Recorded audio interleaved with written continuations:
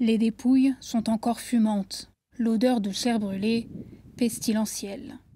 La place Al-Omran, dans le centre-ville de Soheda, était jusqu'à hier en proie aux combats et aux tirs de snipers. Les organisations humanitaires n'ont pas encore pu accéder à cette partie de la ville. Dans ce quartier fantôme, la maison de Samer Mourshed a été mise à sac. C'est la première fois qu'il tente de rentrer chez lui.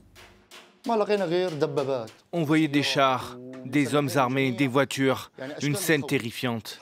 On est resté bloqué à l'intérieur. Ils ont frappé à notre porte. On a été obligé d'ouvrir sous la menace des personnes armées. Ils ont tout pris. 12 000 $, de l'or et notre voiture. J'ai été forcé de tout leur donner, avec une arme pointée sur ma tête. C'était l'horreur. Des maisons pillées, brûlées et pire encore. Dans la ville, des corps de civils tués pendant les affrontements gisent encore, en décomposition, sous une chaleur écrasante. À l'hôpital, les survivants continuent d'arriver. Youssef El-Sarani est passé tout près de la mort. Il a été touché au ventre par un tir de drone. Nous n'avions que nos armes personnelles pour défendre notre terre et notre dignité. C'était la première fois que je voyais ce type de drone. J'ai été blessé par l'un d'eux.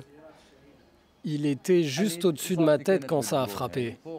J'ai roulé 3 fois au sol. Si j'avais été touché directement, j'aurais été coupé en deux. Les affrontements ont éclaté en marge d'un conflit local entre des groupes druzes et des clans bédouins sunnites. Les deux parties s'accusent d'exactions massives. La sécurité générale du gouvernement de Damas est intervenue avec l'aide de combattants venus d'autres régions syriennes. Mais elle est soupçonnée d'avoir pris part au massacre des Druzes, dont certaines factions ont appelé Israël à intervenir militairement.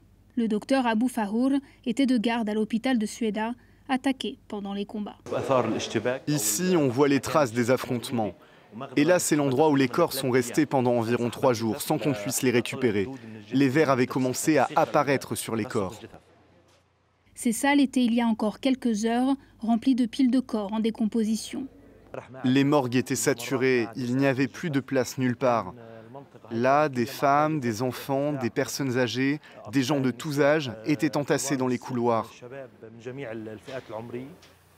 Face à l'afflux ingérable de cadavres, au moins 450 selon les équipes médicales, les factions druzes, aidées de bénévoles civils, ont emporté les corps pour les enterrer dans une fosse commune.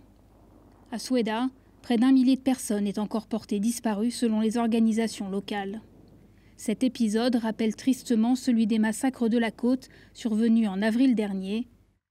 Alors que la Syrie peine à se relever de 13 ans de guerre, elle n'a pas fini d'enterrer ses morts.